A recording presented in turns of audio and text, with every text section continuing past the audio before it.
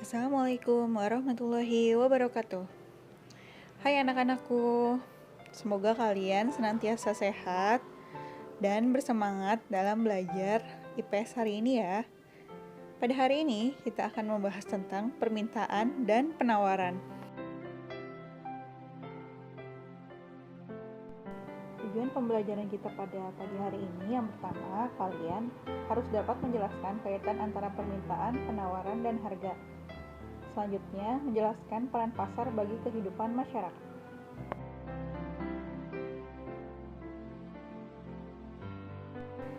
Ya, pada hari ini kita masih akan membahas tentang sistem perekonomian.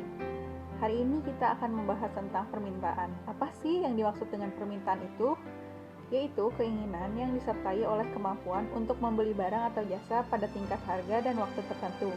Ada hal penting yang berkaitan dengan konsep permintaan, yaitu sebagai berikut. Yang pertama, jumlah barang yang diminta. Yang kedua, keinginan konsumen. Dan yang ketiga, jumlah barang yang diminta.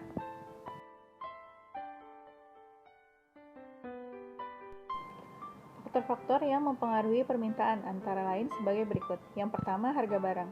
Ketika harga suatu barang naik, permintaan akan barang tersebut cenderung turun atau sebaliknya.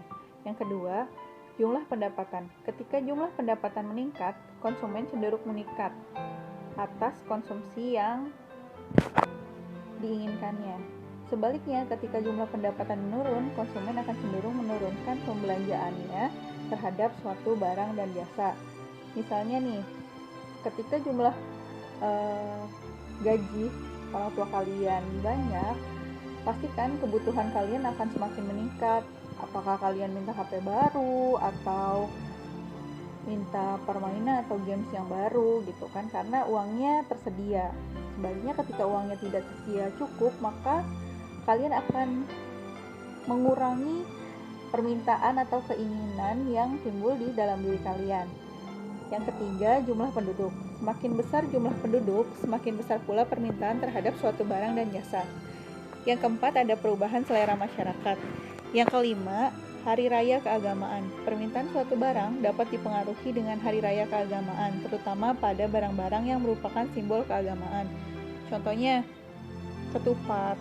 Kayak gitu kan sering dicari, ya kan? Nah, itu permintaannya pada saat hari raya akan meningkat. Contohnya dodol Cina atau apalagi ya kira-kira yang bersangkutan dengan keagamaan, dan barang-barang itu akan identik dengan hari raya, pasti banyak dicari. Yang keenam, ada harga barang lain. Pada barang pengganti, peningkatan harga suatu barang akan mengakibatkan peningkatan permintaan barang lain yang menggantikannya. Contohnya, misalnya dulu kita masak pakai minyak tanah. Kemudian sekarang pemerintah menawarkan yang lebih baik gitu, contohnya memakai gas gitu, sehingga permintaan akan minyak tanah itu semakin sedikit gitu, mahal juga dan jarang dicari gitu, karena sudah banyak sekarang penggantinya, yaitu gas LPG seperti itu. Coba kalian perhatikan gambar di slide berikut ini. Gambar tersebut adalah gambar dari kurva permintaan. Kurva permintaan dilambangkan dengan garis yang tegak lurus ke atas itu disebut dengan harga, dan yang miring, yang horizontal itu kita sebut dengan permintaan. Semakin tinggi jumlah harga, maka permintaannya akan semakin turun. Contohnya gini aja, misalnya nih, harga daging misalnya lagi mahal, pasti permintaannya akan turun. Pasti konsumen akan memilih makan ayam dibanding dengan daging karena harganya sedang mahal, ya kan? Kurva permintaan merupakan grafik yang menggambarkan hubungan antara harga dengan jumlah barang yang diminta. Seperti itu. Hukum permintaan, yaitu apabila harga suatu barang dan jasa meningkat, jumlah permintaan akan menurun, ya kan? Seperti yang Ibu bilang tadi. Sebaliknya, apabila harga suatu barang dan jasa menurun, jumlah permintaannya akan meningkat. Sampai sini paham ya, Nak? Berikut ini adalah contoh soal dan cara penggambaran kurva permintaan. Bisa kalian lihat ya nak dengan jelas. Ini tuh nanti ada tabel harganya, terus jumlah barang yang akan diminta. Seperti kurva yang sebelumnya yang Ibu jelaskan, harganya ada di sebelah kiri. Terus permintaannya ada di bawah yang vertikal.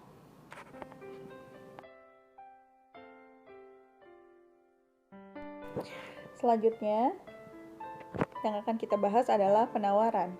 Jumlah barang dan jasa yang tersedia dan dapat ditawarkan oleh produsen kepada konsumen pada setiap tingkat harga selama periode waktu tertentu.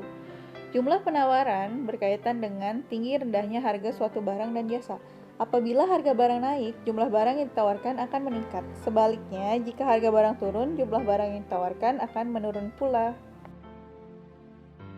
Berikut ini faktor-faktor yang mempengaruhi penawaran, antara lain sebagai berikut. Yang pertama, kemajuan teknologi. Kemajuan teknologi dalam memproduksi suatu barang dapat mengubah jumlah dan kualitas barang tersebut. Peningkatan teknologi pada umumnya meningkatkan jumlah barang dan kualitas barang yang dihasilkan, atau berkurangnya biaya yang dikeluarkan untuk memproduksi barang. Biaya produksi. Jika biaya bahan baku sangat tinggi, produsen cenderung mengurangi produksi sehingga menurunkan penawaran. Sebaliknya, jika biaya bahan baku turun, produsen dapat membeli lebih banyak bahan baku untuk memproduksi barang dan jasa. Oleh karenanya, penawaran bertambah. Yang ketiga, ada persediaan sarana produksi. Tidak seimbangnya sumber daya produksi dibandingkan dengan kebutuhan mengakibatkan masalah ekonomi, yaitu adalah kelangkaan yang seperti kita bahas di pertemuan pertama. Faktor-faktor yang mempengaruhi penawaran selanjutnya yaitu meningkatnya jumlah produsen, peristiwa alam, harapan produsen, dan harga barang dan jasa lain. Coba kalian perhatikan slide berikut ini. Di sini adalah gambar kurva penawaran. Kurva penawaran merupakan grafik yang menggambarkan hubungan antara harga dengan jumlah barang yang ditawarkan.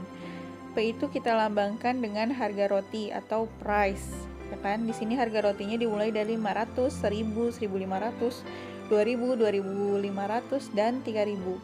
Kemudian jumlah penawaran coklatnya kita lambangkan dengan Q. Nah, kemudian dari 1000 itu langsung ke angka 2, 4, 6 dan 8 langsung digambar saja. Tapi kalau penawaran panahnya itu adalah ke atas karena semakin banyak jumlah penawarannya, harganya yang diminati juga semakin tinggi, ya kan? Ingat hukumnya.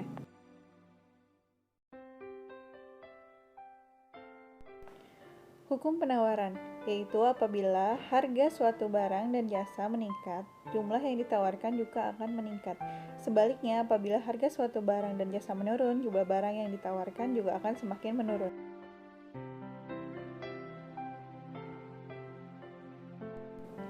Berikut ini adalah contoh soal dan cara penggambaran kurva permintaan. Seperti gambar di sebelumnya, price-nya ada di atas dan yang vertikal itu adalah permintaannya. Sedangkan tanda panahnya ke atas kalau penawaran. Kalau permintaan itu dia ke bawah.